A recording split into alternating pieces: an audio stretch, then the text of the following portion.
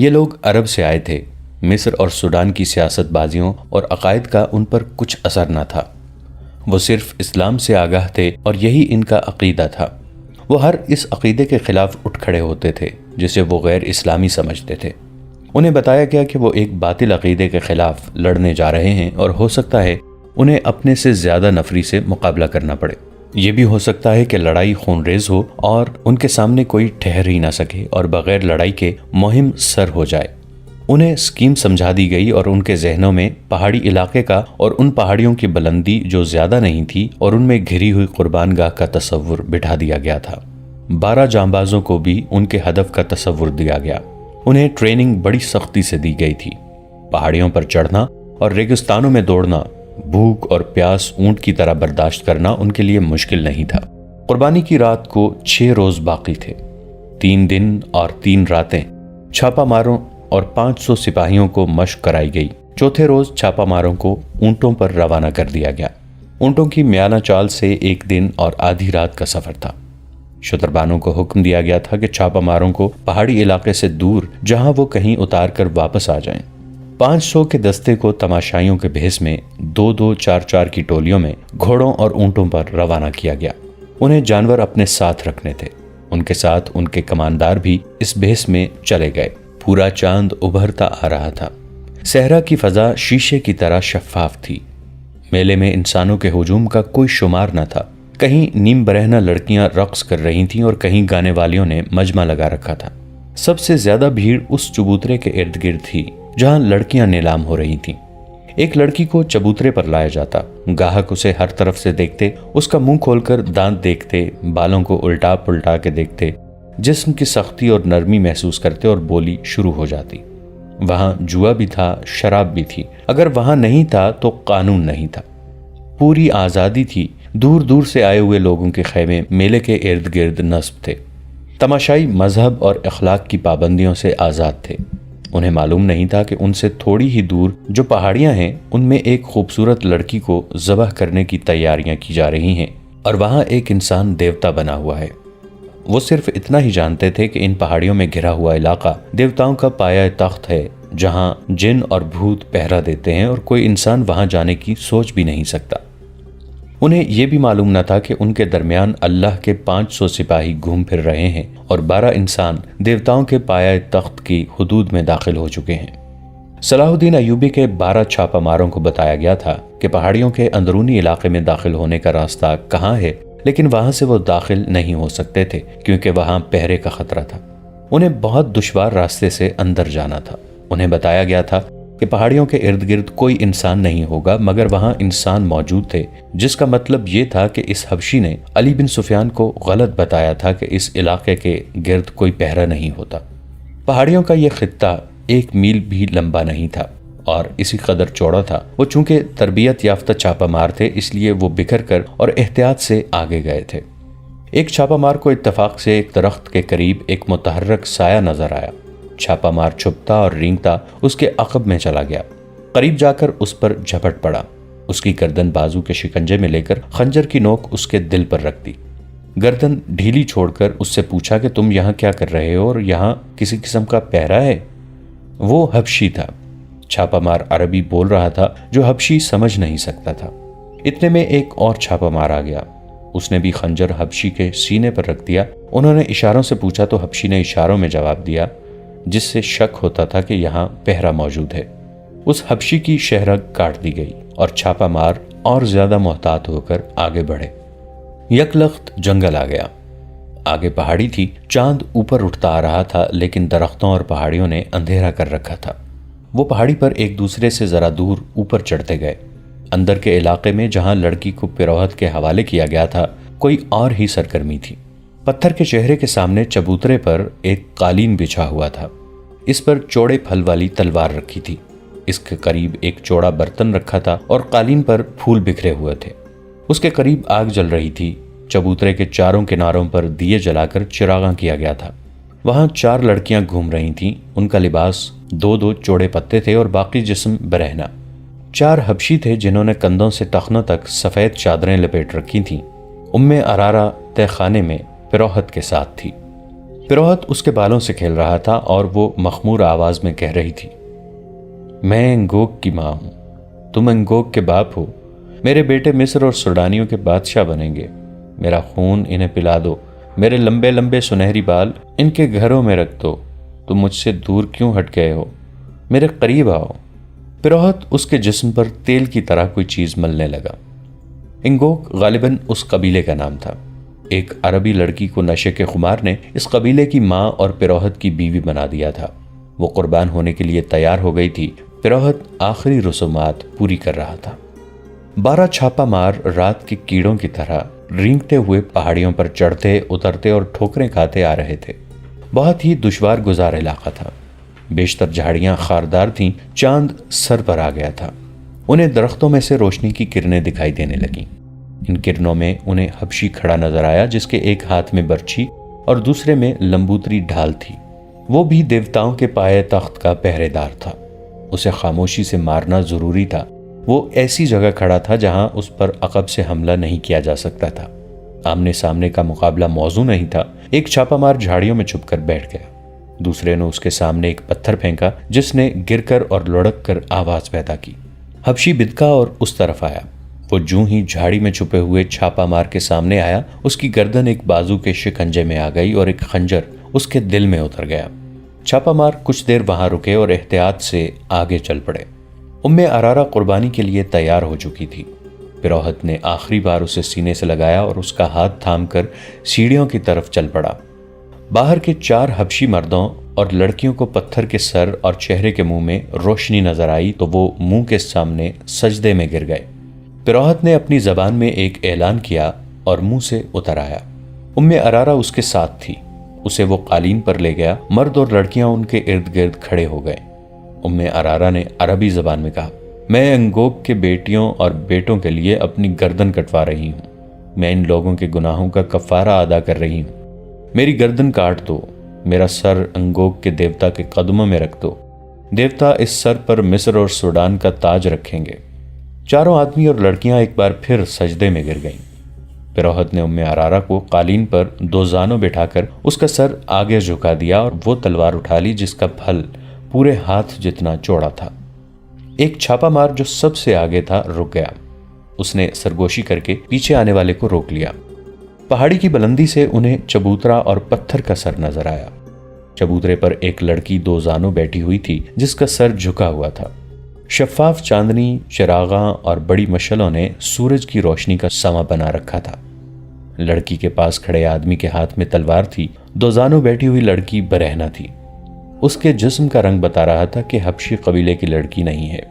چھاپا مار دور تھے اور بلندی پر بھی تھے۔ وہاں سے تیر خطا جانے کا خطرہ تھا، مگر وہ جس پہاڑی پر تھے اس کے آگے ڈھلان نہیں تھی بلکہ سیدھی دیوار تھی جس سے اترنا ناممکن تھا۔ وہ جان گئے کہ لڑکی قربان کی جا رہی ہے اور اسے بچانے کے لیے وقت اتنا تھوڑا ہے کہ وہ اڑ کر نہ پہنچے تو اسے بچا نہیں سکیں گے۔ انہوں نے چوٹی سے نیچے دیکھا۔ چاندنی میں انہیں ایک جھیل نظر آئی۔ انہیں بتایا گیا تھا کہ وہاں ایک جھیل ہے جس میں مگرمچھ رہتے ہیں۔ دائیں طرف ڈھلان تھی، لیکن وہ بھی تقریباً دیوار کی طرح تھی۔ وہاں جھاڑیاں اور درخت تھے۔ انہیں پکڑ پکڑ کر اور ایک دوسرے کے ہاتھ میں ہاتھ ڈال کر وہ ڈھلان اترے۔ ان میں سے آخری جانباز نے اتفاق سے سامنے دیکھا۔ چاندنی میں سامنے کی چوٹی پر اسے ایک حبشی کھڑا نظر آیا۔ اس کے ایک ہاتھ میں ڈھال تھی اور دوسرے ہاتھ میں برچی جو اس نے تیر کی طرح پھینکنے کے لیے تان رکھی تھی۔ چھاپا ماروں پر چاندنی نہیں پڑ رہی تھی۔ حبشی ابھی شک میں تھا۔ آخری چھاپا مار نے کمان میں تیر ڈالا۔ رات کی خاموشی میں کمان کی آواز سنائی دی۔ تیر حبشی کی شہرک میں لگا اور وہ لڑکتا ہوا نیچے آ رہا۔ چھاپا مار ڈھلان اترتے گئے۔ گرنے کا خطرہ ہر قدم پر تھا۔ پیروہت نے تلوار کی دھار ارارا کی گردن پر رکھی اور اوپر اٹھائی۔ لڑکیوں اور مردوں نے سجدے سے اٹھ کر 2 زانوں بیٹھتے ہوئے پرسوز اور دھیمی آواز میں کوئی گانا شروع کر دیا۔ یہ ایک گونج تھی جو اس دنیا کی نہیں لگتی تھی۔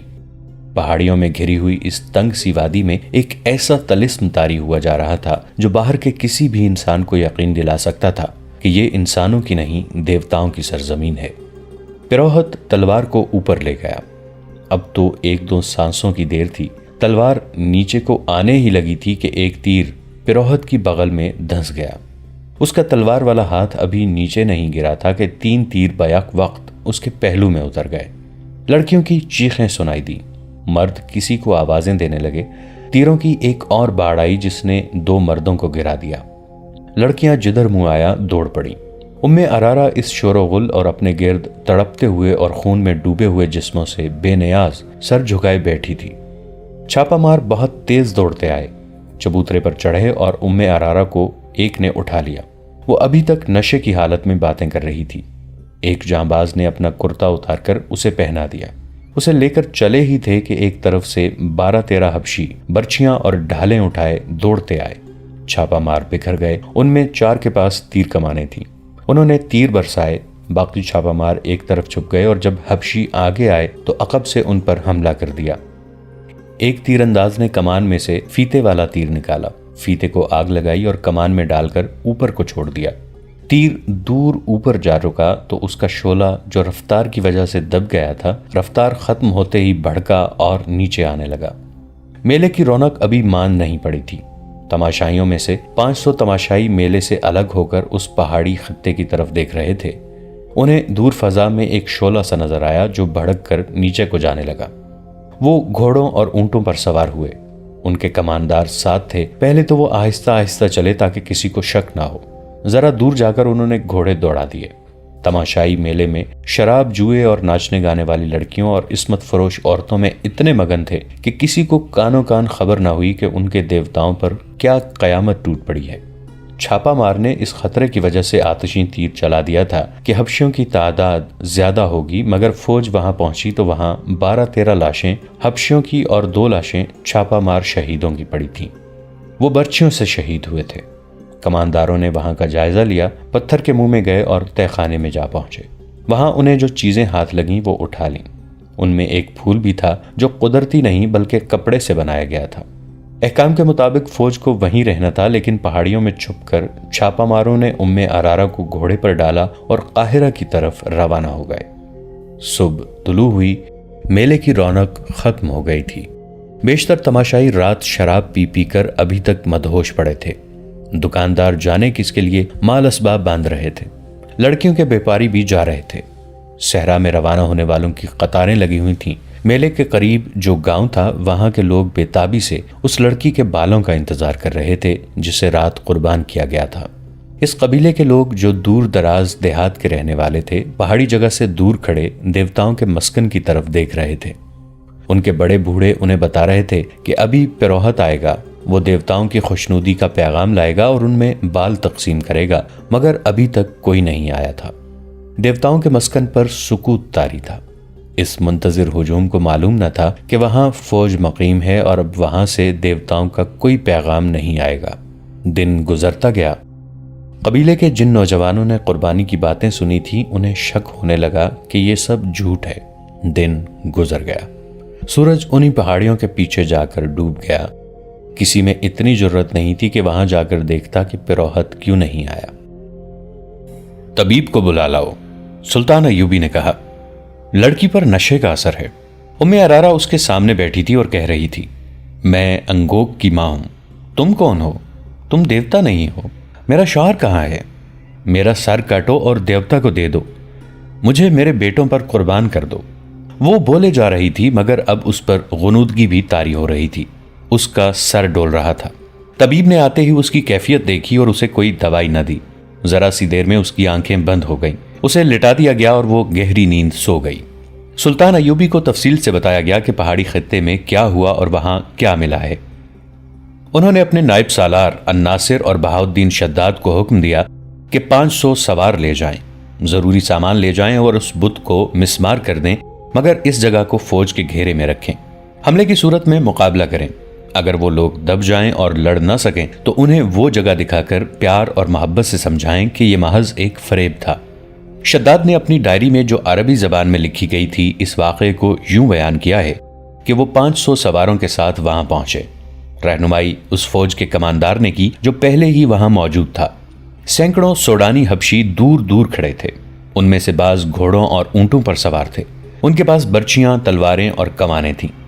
ہم نے اپنے تمام تر سواروں کو اس پہاڑی جگہ کے ارد گرد اس طرح کھڑا کر دیا کہ ان کے منہ باہر کی طرف اور ان کی کمانوں میں تیر تھے، اور جن کے پاس کمانیں نہیں تھیں ان کے ہاتھوں میں برچیاں تھیں۔ خطرہ خونریز لڑائی کا تھا۔ میں الناصر کے ساتھ اندر گیا۔ بت کو دیکھ کر میں نے کہا کہ فرعونہ کی یادگار ہے۔ حبشیوں کی لاشیں پڑی تھیں۔ ہر جگہ گھوم پھر کر دیکھا۔ 2 پہاڑیوں کے درمیان ایک کھنڈر تھا جو فرعونہ کے وقتوں کی خوشنما عمارت تھی۔ دیواروں پر اس زمانے کی تحریریں تھیں۔ الفاظ لکیروں والی تصویروں کی مانند تھے۔ کوئی شبہ نہ رہا کہ یہ فرعونہ کی جگہ تھی۔ دیوار جیسی ایک پہاڑی کے دامن میں جھیل تھی جس کے اندر اور باہر 2 قدم لمبے مگرمچھ تھے۔ جھیل کا پانی پہاڑی کے دامن کو کاٹ کر پہاڑی کے نیچے چلا گیا تھا۔ پانی کے اوپر پہاڑی کی چھت تھی۔ جگہ خوفناک تھی۔ ہمیں دیکھ کر بہت سارے مگرمچھ کنارے پر آ گئے اور ہمیں دیکھنے لگے۔ میں نے سپاہیوں سے کہا، حبشیوں کی لاشیں جھیل میں پھینک دو، یہ بھوکے ہیں۔ وہ لاشیں گھسیٹ کر لائے اور جھیل میں پھینک دیں۔ مگرمچھوں کی تعداد کا اندازہ نہیں، پوری فوج تھی۔ لاشوں کے سر باہر رہے اور یہ سر پانی میں دوڑتے پہاڑی کے اندر چلے گئے۔ پھر پراہت کی لاش آئی۔ اس نے دوسرے انسانوں کو مگرمچھوں کے آگے پھینکا تھا۔ ہم نے اسے بھی جھیل میں پھینک دیا۔ وہ سپاہی 4 سوڈانی لڑکیوں کو لائے۔ وہ کہیں چھپی ہوئی اور اریاں تھیں۔ کمر کے ساتھ ایک پتا آگے پیچھے بندھا تھا۔ میں نے اور الناصر نے منہ پھیر لیے۔ سپاہیوں سے کہا کہ انہیں مستور کرو۔ جب ان کے جسم کپڑوں میں چھپ گئے تو دیکھا وہ بہت خوبصورت تھیں، روتی تھیں، ڈرتی تھیں۔ ہمارے ترجمان کو انہوں نے وہاں کا حال اپنی زبان میں بیان کیا جو بہت شرمناک تھا۔ مسلمان کو عورت ذات کا یہ حال برداشت نہیں کرنا چاہیے۔ عورت اپنی ہو، کسی اور کی ہو، کافر ہو، اسلام اسے بیٹی کہتا ہے۔ ان 4 لڑکیوں کا بیان ظاہر کرتا تھا کہ وہ فرعونوں کو خدا مانتی ہیں۔ ان کا قبیلہ انسان کو خدا مانتا ہے۔ یہ جگہ خوشنما تھی، سارے صحرا میں سرسبز تھی۔ اندر پانی کا چشمہ تھا جس نے جھیل بنائی۔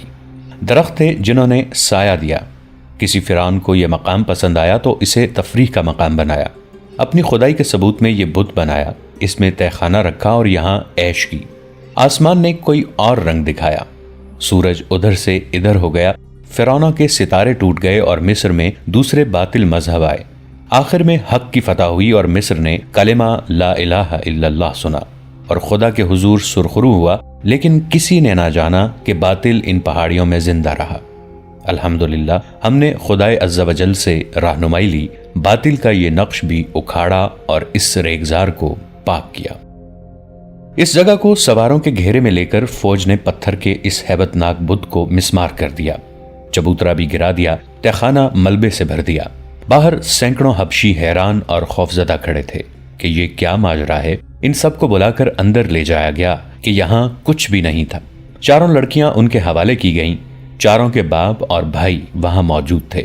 انہوں نے اپنی اپنی لڑکی لے لی۔ انہیں بتایا گیا کہ یہاں ایک بدکار آدمی رہتا تھا، وہ مگرمچھوں کو کھلا دیا گیا ہے۔ ان سینکڑوں حبشیوں کو اکٹھا بٹھا کر ان کی زبان میں واز دیا گیا۔ وہ سب خاموش رہے۔ انہیں اسلام کی دعوت دی گئی، وہ پھر بھی خاموش رہے۔ کبھی کبھی شک ہوتا تھا جیسے ان کی آنکھوں میں خون اتر آیا ہے۔ انہیں یہ الفاظ دھمکی کے لہجے میں کہے گئے کہ اگر تم سچے خدا کو دیکھنا چاہتے ہو تو ہم تمہیں دکھائیں گے۔ اگر تم اسی جگہ کو جہاں تم بیٹھے ہو اپنے جھوٹے خداؤں کا گھر کہتے رہو گے تو ہم ان پہاڑوں کو بھی ریزہ ریزہ کر کے ریت کے ساتھ ملا دیں گے، پھر تم دیکھو گے کہ کون سا خدا سچا ہے۔ دوستو، آج کے لیے اتنا ہی۔ اسی کہانی کی اگلی قسط کے ساتھ بہت جلد حاضر ہوں گے۔ نیچے کامنٹ سیکشن میں اپنی رائے کا اظہار ضرور کیجیے گا۔ ہمارے اس چینل کو سبسکرائب کر کے نیچے موجود بیل آئیکن کو بھی ضرور کلک کیجیے گا۔ اگلی ملاقات تک کے لیے ہمارا اور آپ کا اللہ نگہبان۔